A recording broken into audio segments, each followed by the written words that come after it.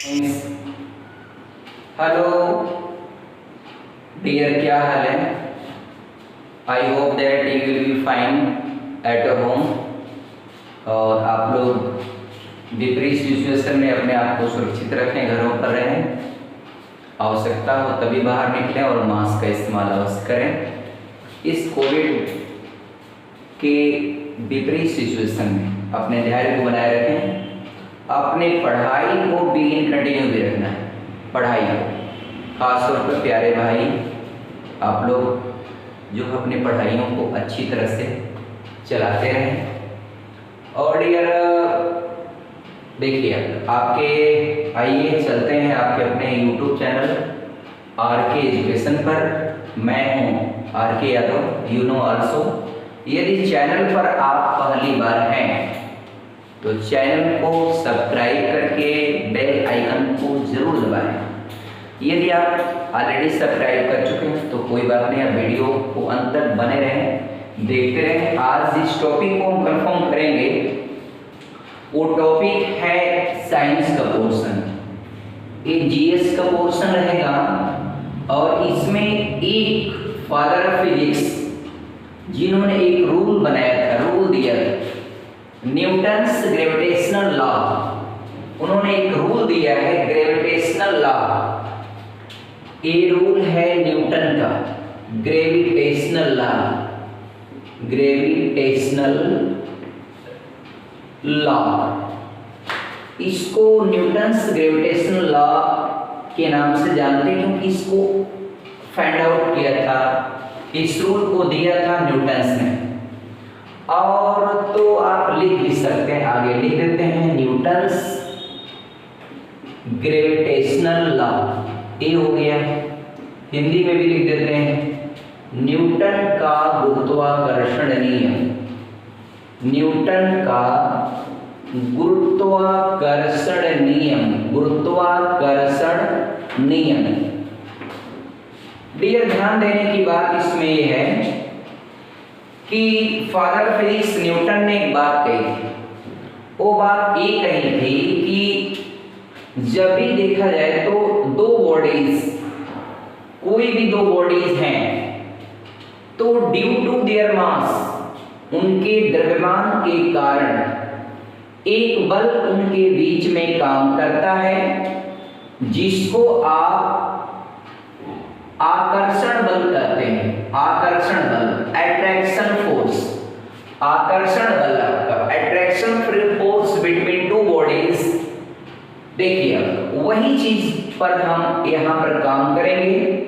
मान लेते हैं पहले बॉडी का मास m1 है और दूसरी बॉडी का मास m2। दोनों के बीच लगने वाला जो आकर्षण बल है उसको F से डिनोट करते हैं तथा उनके बीच की दूरी, उनके बीच की दूरी स्मॉल r है।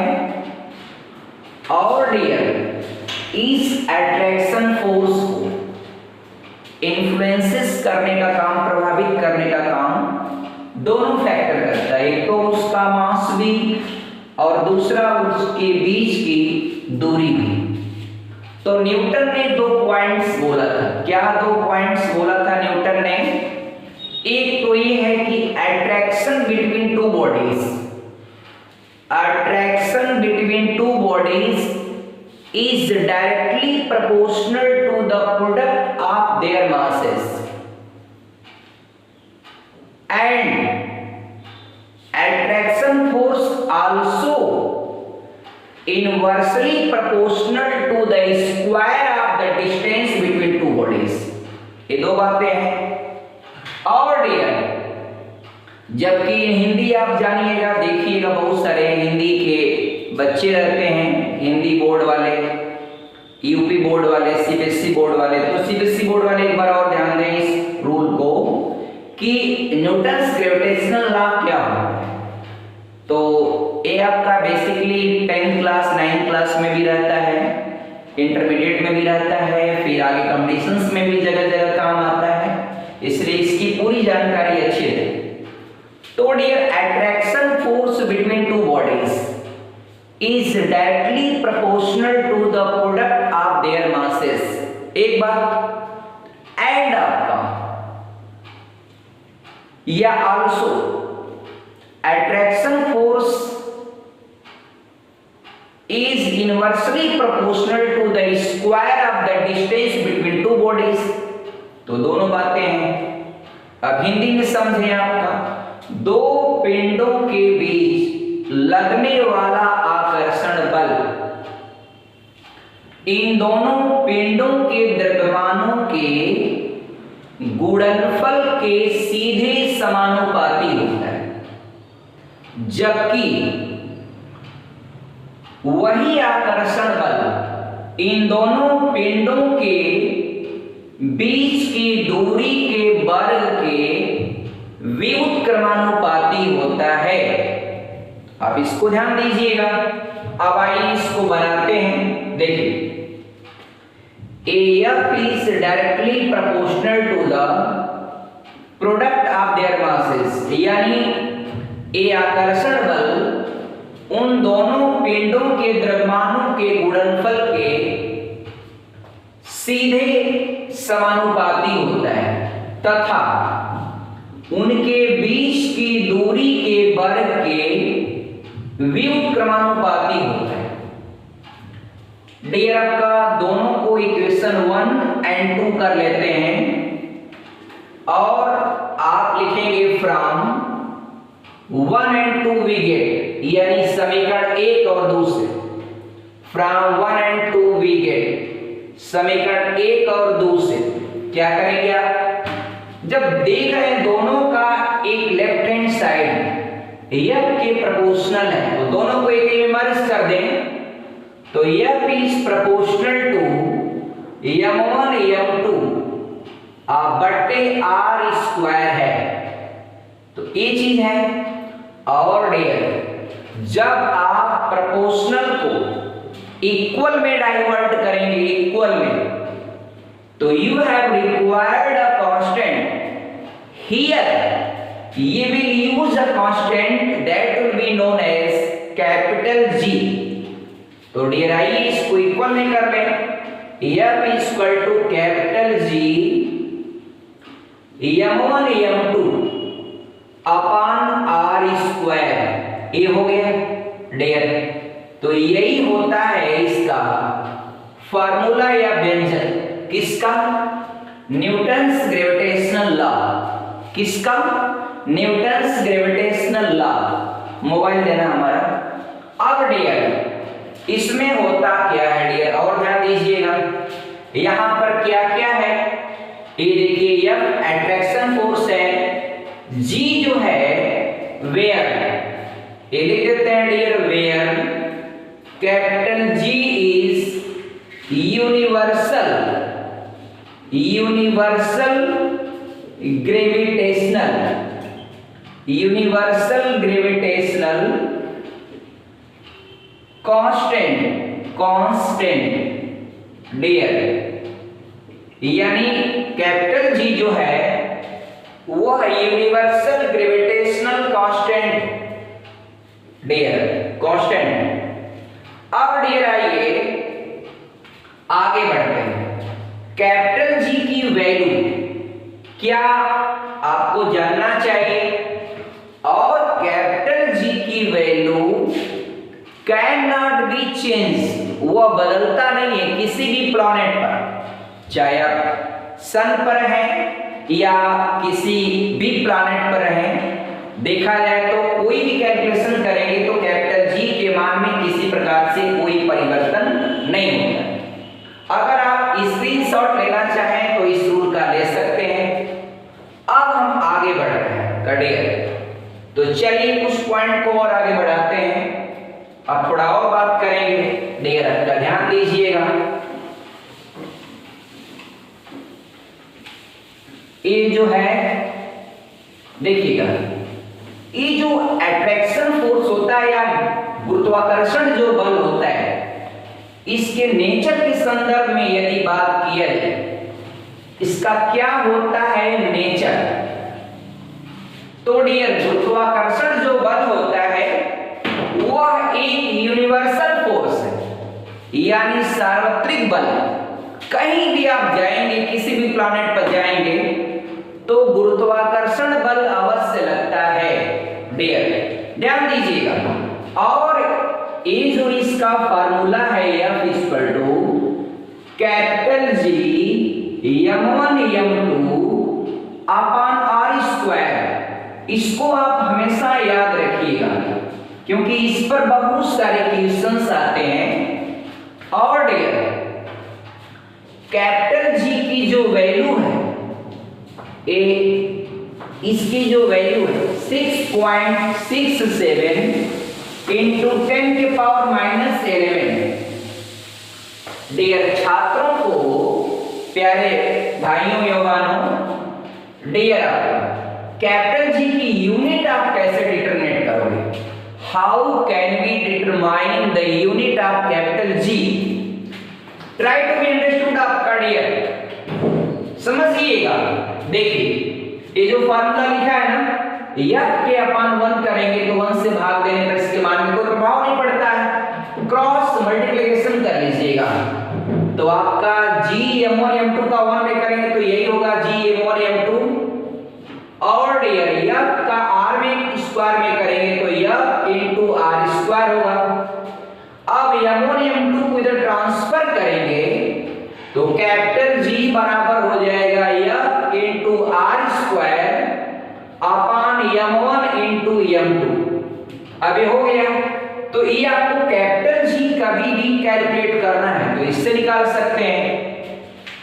और यदि आपका if you want to write the unit of capital G, यदि आप यूनिवर्सल ग्रेविटेशनल कांस्टेंट सार्वत्रिक गुरुत्वाकर्षण नियतांक की बीमा लिखना हो, आपका मात्रक लिखना चाहें तो मात्रक लिखने के लिए यूनिट ऑफ G यानी कैपिटल G की इकाई अगर लिखना चाहते हैं तो डियर कैसे आप लिखेंगे? सुनिए, ये आपका क्या हो जाएगा? बल है तो बल का मात्रक होता है न्यूटन और बल का SI मात्रक होता है न्यूटन।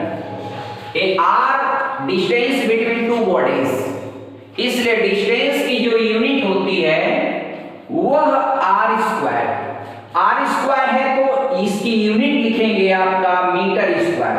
ये बीच में मैंने डैश लगाया है और नीचे m1 m2 है तो द्रव्यमान का मात्रक किलोग्राम होता है तो दोनों kg इंटू kg का स्क्वायर, उसको अगर आप ऊपर लेके जाएंगे तो kg के पावर -2 हो जाएगा। तो डियर आप इसको भी ध्यान दीजिएगा, ये दोनों डैश लगे हुए हैं, ये kg के पावर -2, क्योंकि नीचे kg का किलोग्राम का भर होगा, जब उसको ऊपर ट्रांसफर करेंगे तो kg के पावर -2 हो जाएगा। तो डियर इस प्रकार से एक कैपिटल G की इकाई जब कभी भी पूछता है कि G का मात्रक क्या है, कैपिटल G का मात्रक क्या है, तो बताएंगे आप न्यूटन मीटर स्क्वायर kg के पावर -2 या kg को नीचे डाल दीजिए, आप ऐसे भी डाल सकते हैं। देखिए ऊपर का बल्कि इसको नीचे ही लिखना चाहें यू कैन राइट। कंपटीशन में जब कभी भी आएगा तो आप जो है आपको ऐसे भी दे सकता है, इसको ऊपर ट्रांसफर करके भी दे सकता है, आप कर लीजिएगा। अब डियर मैं आपसे बात करूंगा what is the difference between small g and capital G, इस पर थोड़ा बात कर लिया जाए डियर।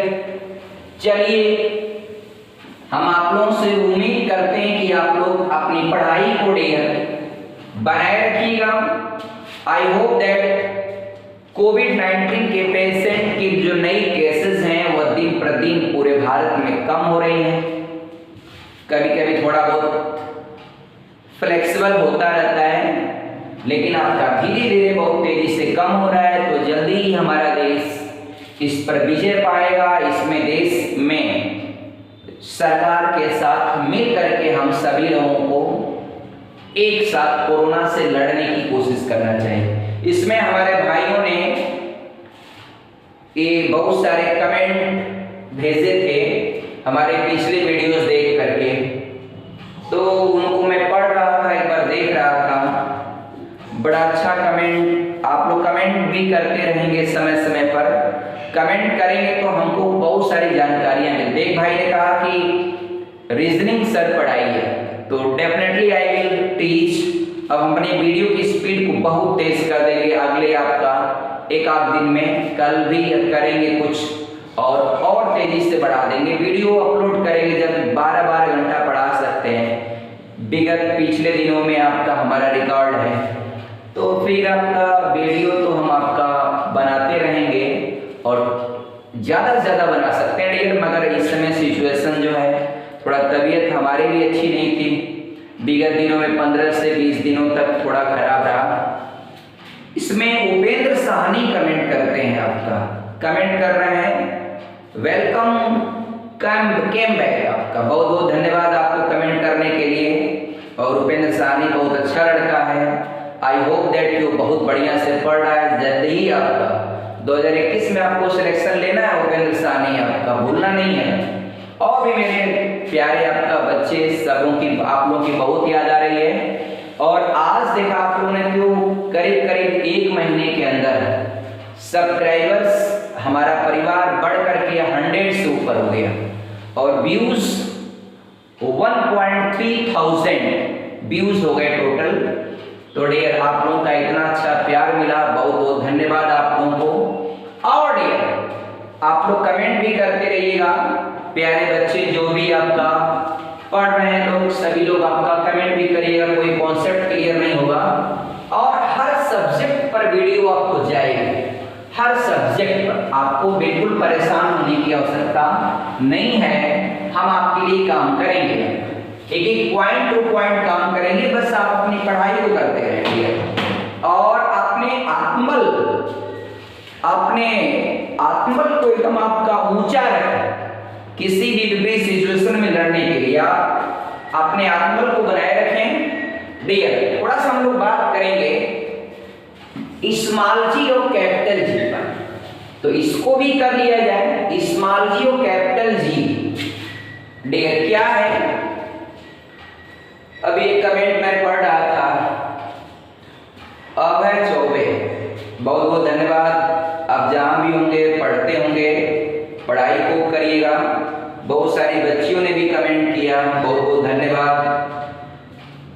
ये जो है एक कमेंट आया है यादव जी का, गजब यादव जी का, आई होप दैट सचिन का होगा, डियर सचिन यादव। और ऐसे ही आपका प्यारे बच्चों आप लोग कमेंट भी करते रहिएगा। अनीश पटेल बहुत बहुत धन्यवाद कमेंट करने के लिए। अब डियर आगे बढ़ते हैं। स्मॉल जी और कैपिटल जी, यानी कैपिटल जी और स्मॉल जी में क्या डिफरेंस है? कैपिटल जी और स्मॉल जी में क्या डिफरेंस है समझिए। Capital G dear, capital G जो होता है यह किसी भी ग्रह पर एक समान रहता है, इसके मान में किसी प्रकार का कोई परिवर्तन नहीं होता है। इसीलिए इसको कहते हैं universal gravitational constant. Universal gravitational constant, gravitational constant. अब ये हो गया कैपिटल। इसको कहते हैं हिंदी में सार्वत्रिक गुरुत्वाकर्षण नियतांक। सार्वत्रिक गुरुत्वाकर्षण नियतांक डियर, नियतांक। और डियर स्मॉल जी आपका गुरुत्वीय त्वरण है, गुरुत्वीय त्वरण है, गुरुत्वीय त्वरण, ग्रेविटेशनल एक्सेलरेशन डियर। तो देखिए दोनों में क्या डिफरेंसेस हैं। स्मॉल जी को जिस फार्मूले से आप डिटरमिनेट करेंगे ना डियर, स्मॉल जी स्मॉल जी की वैल्यू होती कैपिटल जी एम ई बटे आर ई का वर्ग R E square. Small G equal to होता है कैपिटल जी एम ई बटे आर ई का अपॉन आर ई का square. Capital G universal gravitational constant है, जबकि M E mass of earth. ये ई क्यों लिखा जाता है? अर्थ को रिप्रेजेंट करने के लिए ई लिखा जाता है। तो मास ऑफ अर्थ और आर ई जो है वो रेडियस ऑफ अर्थ। तो डियर इस फार्मूले से स्मॉल जी को भी यानी गुरुत्वीय त्वरण किसी भी प्लैनेट पर, मान स्मॉल जी आपको चंद्रमा पर निकालना है तो आप यहाँ पर मास चंद्रमा का ले लेंगे, यहाँ पर रेडियस चंद्रमा का ले लेंगे तो पता चल जाएगा। वैसे आप लोग जानते हैं कि चंद्रमा पर जो स्मॉल जी का मान होता है gravitation acceleration at moon, dear 30 minutes clear करिएगा, 30 मिनट्स। तो डियर आपका टोटल तो gm is equal to how many remain? Okay देखिए ग्रेविटेशन एक्सेलरेशन एट मून, ये आपका पृथ्वी पर जो गुरुत्वीय त्वरण का मान होता है ग्रेविटेशन एक्सेलरेशन एट अर्थ उसका बटे 6 होता है अपॉन 6 यानी पृथ्वी पर जो भी गुरुत्वीय त्वरण का मान लीजिए कॉमनली 9.8 लिया जाता है। अब 9.8 में अगर आप भाग दे देंगे 6 से, आई होप दैट 1 पॉइंट और डियर हो जाएगा 6 और 3। ओके ये वैल्यू आपका है, ये वैल्यू होती है, यूनिट आप दर्ज कर लीजिएगा। तो जीएम गुरुत्वीय त्वरण एट मून ये है, जबकि पृथ्वी पर गुरुत्वीय त्वरण का मान 9.8 होता है। आप जानिएगा एक बात पर और हम काम करेंगे कि स्मॉल जी के मान में, स्मॉल जी का मान हमेशा बदलता रहता है। पहली बात सारे प्लैनेट को बदल जाता है, किसी भी ग्रह को बदल जाएगा स्मॉल जी का मान। और डियर जबकि कैपिटल जी का मान कभी भी चेंज नहीं होता है, किसी भी प्लैनेट पर जाने पर कैपिटल जी के मान में कोई परिवर्तन नहीं होता है। कैपिटल जी की वैल्यू क्या होती है 6.67 into 10 की power -11 newton metre square dash kg के पावर -2 यूनिट होती है। अब डियर हम बात करेंगे, अब थोड़ा आगे बढ़ रहे हैं हम लोग डियर, आगे बढ़ते हैं और आगे बढ़ करके हम काम करते हैं। देखिए समझिएगा एक गुरुत्वीय त्वरण को हम लोग समझते हैं कि पृथ्वी पर किस प्रकार से जी के मान में परिवर्तन होता है। तो डियर जी के मान में कैसे परिवर्तन होता है आप समझिए। ये जो पृथ्वी है ना डियर, वो आप जैसा कि जानते हैं कि ये आपका नॉर्थ पोल है एनपी, ये साउथ पोल है एसपी, और यह आपका 0 अंश अक्षांश पर इक्वेटर लाइन या विषुवत रेखा है। इसको आप कहते हैं इक्वेटर लाइन, इक्वेटर लाइन। इसको आप विषुवत रेखा या भूमध्य रेखा भी कहते हैं, विषुवत रेखा या भूमध्य रेखा भी कहते हैं डियर, क्योंकि पृथ्वी के बीचों बीच रोटेट करती है। यहां पर पृथ्वी जो है इसका रेडियस 21 किलोमीटर ज्यादा है। तो अब देखिए डियर ध्रुवों पर यानी ध्रुवों पर जी का मान सबसे अधिक, विषुवत रेखा पर जी का मान सबसे कम होता है। ध्रुवों पर जी का मान स्मॉल जी का मान सबसे अधिक, जबकि विषुवत रेखा पर जी का मान सबसे कम होता है। अच्छा क्यों कम होता है, कैसे कम होता है, थोड़ा सा आप आइडिया लीजिएगा। रेडियस ऑफ अर्थ, पृथ्वी की त्रिज्या, ये रेडियस ऑफ अर्थ ये आपका 6.4 इंटू 10 के पावर 6 किलोमीटर, किलोमीटर नहीं, ये आपका मीटर। ये आपका radius of earth, radius of earth. लेकिन डियर यहां पर जो रेडियस ऑफ अर्थ है विषुवत रेखा पर वो 21 किलोमीटर ज्यादा है। तो डियर देखिए, ये आप अगर ध्रुवों पर निकालेंगे तो स्मॉल जी का मान GME बटे RE का वर्ग हो जाएगा। लेकिन वही at equator line, at equator line यानी विषुवत रेखा पर अगर आप निकालते हैं तो यही इसको G डैश कर लेते हैं, ये आपका GME बटे RE प्लस 21 किलोमीटर जोड़ देंगे तब वर्क करेंगे। अब आप ही बताइए कि रेडियस को अगर एक भी आपका इकाई अगर बढ़ा लें 1 2 3 4 कुछ भी बढ़ाएंगे तो भाग दे रहे हैं इससे, तो भाग देंगे तो डेफिनेटली ये वैल्यू कम होती है। इसलिए आप जानिएगा G dash is less than small g, G dash is less than आपका G।